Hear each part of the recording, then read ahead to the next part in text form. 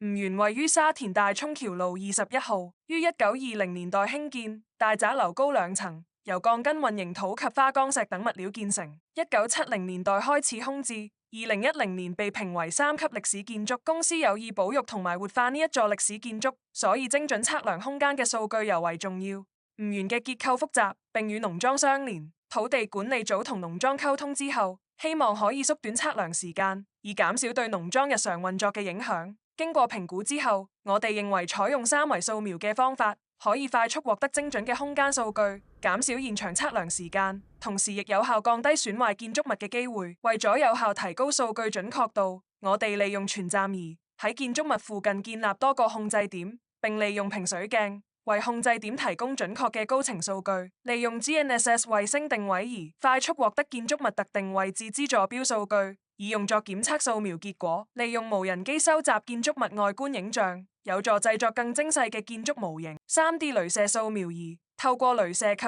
攝影測量技術，獲得精細嘅3維彩色數據同幾何資料，可以快速捕獲複雜物體。我哋利用白色圓球作為連接點，確認點與點之間嘅掃描位置同距離。吳園設計獨特，細節頗多，利用移動式鐳射掃描儀，可以有效掃描狹窄同複雜環境，比起傳統坐地式嘅鐳射掃描儀更加靈活。以人手量度尺寸，再用電腦繪製出平面圖，呢種方法難以展示建築物全貌，尤其係結構複雜嘅建築物。3D 鐳射掃描嘅非接觸方式唔會對物體造成損壞。對於唔能夠接近及脆弱結構尤為適合。掃描後獲得大量點雲數據，易於製作 3D 模型及 2D 平面圖，能夠保存建築物當時真實情況，對日後設計、修復、對比有好大幫助。